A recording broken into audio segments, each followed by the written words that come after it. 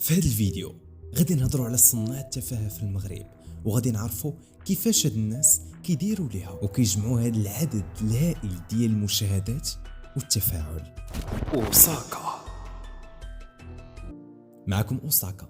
كنتمنى انكم تكونوا بخير، عائلاتكم يكونوا بخير، تكونوا كدوزوا وقيته زوينه في خدمتكم، في قرايتكم، في اي حاجه كديروها. الا كنتي مسالي حاول انك دير الكاسك ديالك ولي ليزيات ديالك وجيب شي حاجه تشربها ولا تاكلها واستمتع معنا، حيت غادي يكون الصوت اكثر من الصوره.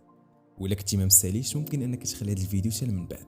صناع التفاهه او التفاهه بصفه عامه واحد الظاهره اللي كثرات في المغرب مؤخرا، ولا كل شيء متعلق بالتفاهه.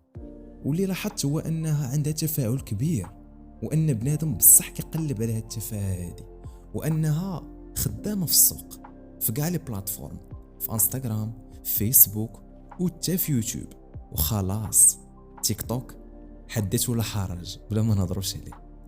صراحه شحال من مره كنبقى نشكك في راسي وكنقول واش انا كنساهم في التفاهه هادي حيتاش غير تفرجت فيها ولا غير طلعت ليا، حيتاش راه داكشي اللي ولينا كنشوفو حاليا في التفاهه راه شي حاجه للاخر، شي حاجه اللي ما كتدخلش للعقل.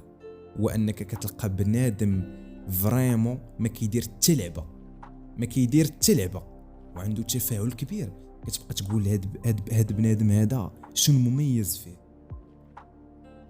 شنو هي الحاجه اللي كتخلي الناس كيتفرجوا في هاد السيد هذا. كتلقى لا معلومه كيعطيها، لا محتوى، لا حتى داك الترفيه ما كاينش. حتى انك تقول بنادم راه كيضحك راه هادي ماشي مشكل راه كيدير الترفيه، ما كاينش الترفيه، حتى الكوميديا ما كايناش. كتلقى بنادم كيتبعوه بزاف ديال الناس، بزاف ديال الطبقات وبزاف ديال الفئات ديال المشاهدين، وكتلقى انهم ما كيقدموا حتى شي حاجه. هذا سؤال كيطرح راسو، ولكن نرجعوا للسؤال ديالنا، هما اصلا شكون هما صناع التفاهه؟ وشكون هما هادو اللي حنا فيما كنبغوا نزيدوا بالويب المغربي القدام كيجيو بحال هاد الناس هادو اللي ما غاديش نهضر عليهم وراهم معروفين حاليا في الساحه ديال الويب، راهم معروفين بلا ما نهضر عليهم، كيجيو وكيرجعونا للور، ما كيخليوش ان الويب المغربي يزيد القدام. حنا ما كنهضروش بان الويب ما خصوش يكون فيه الضحك، لا بالعكس، حنا بغينا الترفيه يكون، ولكن يكون مكادري، يكون في واحد الاطار ديال انه كيحترم جميع الفئات، ماشي تفاهه وواحد الحاجه اللي ما فيها حتى شي قيمه مضافه ديال انك تعطيها للمشاهد.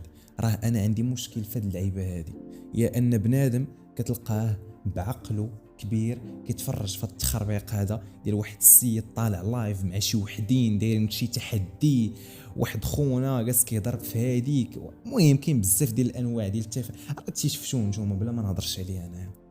راه كنبقى نقول بنادم شنو كيعجبو في داك الشيء، راه كاين شي حاجه غلط، راه كتشوف حتى كتعي كتلقى بان كاين شي حاجه غلط. وملي كنشوفو كنلقاو بان بالفعل المشاهد اللي منو الغلط، المشاهد هو اللي كيعطيهم فرصه، المشاهد وحنايا، وما غاديش نستثني راسي، اننا حنا اللي كنعطوهم فرصه بانهم يطلعوا وبانهم يطغاو وبانهم يزيدوا فيه. ثقوا بيا، الا كنتو كتجاهلوا التفاهه واخا تقول انا راه ما غاديش ناثر، كاينين ناس اخرين غادي يدخلوا يتفرجوا في الشيء هذا غير انت ما تفرجش فيه. ناس اخرين يدبروا راسهم، راه منك عداد، راه كاين منك بزاف تا هما كيقولوا راه خلي الاخرين تا هما، راه كاين اللي كيتفرج كاين اللي كيتفرج. انت ما خصكش تتفرج في هادشي، انت ما خصكش تدعم هادشي هذا. راه اون فوا انك كتشوفو راه صافي كتسمى دعمتيه، فهمتيني؟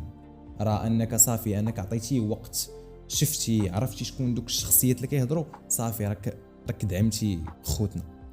اذا الشباب نعرفوا فاش كنتفرجوا، راه ضروري نعرفوا فاش كنتفرجوا، نختاروا بعنايه فاش نتفرجوا. الا تيقوا بيا راه هاد صناع المحتوى ولا هاد الكونتنت كرييترز اللي كاينين دابا في انستغرام واللي كاينين دابا في يوتيوب اللي كيبغيو ينفعوا الناس، راه تيقوا بيا انهم هما اللي كيحتاجوا هاد السيبورت، وانهم هما اللي كيحتاجوا ان بنادم يعطيهم اهتمام اكثر. كاينين الناس بالفعل كيقدموا قيم وكيقدموا ترفيه وكيقدموا شي حوايج واعرين في الفيديوهات ديالهم، ولكن للاسف كتلقاهم تحت الظل وتا واحد ما عارفهم.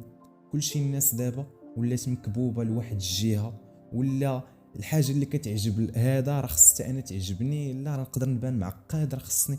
فهمتيني؟ راكم عارفين هادشي هذا بلا ما نزيد نهضر فيه. اذا الشباب فيما يطلع لكم شي محتوى تافه، شي اخبار، شي فضيحه، شي تخربيقه بحال هكا، عافاكم تجاهلوها وما تبارطاجيوش التخربيق. الا تثقوا بيا داكشي راه غادي ياثر عليكم وغادي ياثر على الاجيال المقبله اللي جايين من بعد. راه داكشي كيدخل في النفسيه ديالك وغادي يبقى لك في العقل الباطني ديالك. راه داكشي اللي كتستهلك راه هو نتايا. ثق بيا راه ديك هي الحقيقه ديالك، راه داكشي اللي كيعجبك.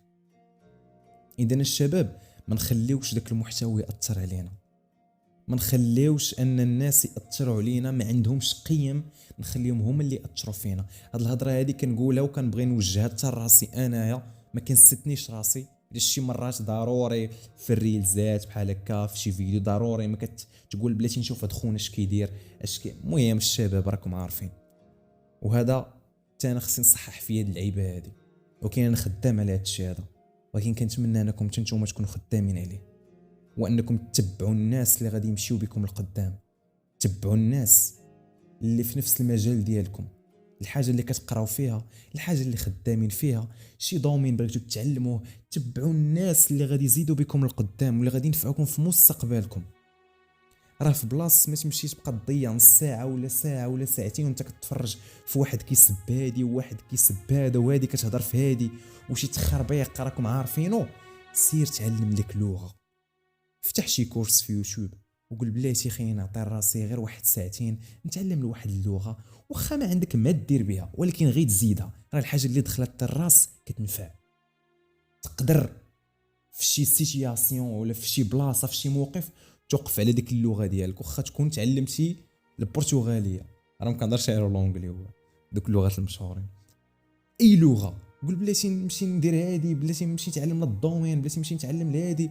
راه يحسن لك بزاف انك تبقى تتفرج في التخربيق في انستغرام، في الريلزات ديال انستغرام راكم عارفينهم، في تيك توك، في شي مرات في يوتيوب، في الطوندونس راهم كيطلعوا راكم عارفينهم بلا ما نهضروش عليهم، راكم عارفين على من كنهضر.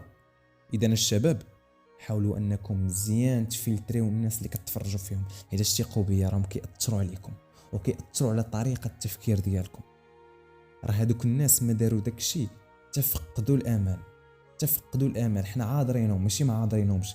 ثقوا بيا بان كل واحد كيتوجه لهاد مواقع التواصل الاجتماعي وكيدخل ليها بواحد الطريقه اللي بهاد المحتويات، ثقوا بيا بانه فقد الامل، وبقى الامل ديالو الوحيد هو هاد مواقع التواصل الاجتماعي، وكيبغيو يجبدوا الانظار ليهم باي طريقه، حيتاش بالطبع هو مصدر الدخل الوحيد ديالهم. وراهم دابا ولاو كيضربوا اموال طائله غير بسبب التفاهه، وسبب انهم خداو الانتباه ديال الناس، وان الناس بقاو متبعينهم. وبحال هاد الناس هادو صناع التفاهه ما خصهمش يبقاو في الويب. هذه هي الرساله صراحه اللي بغيت نوجه لكم.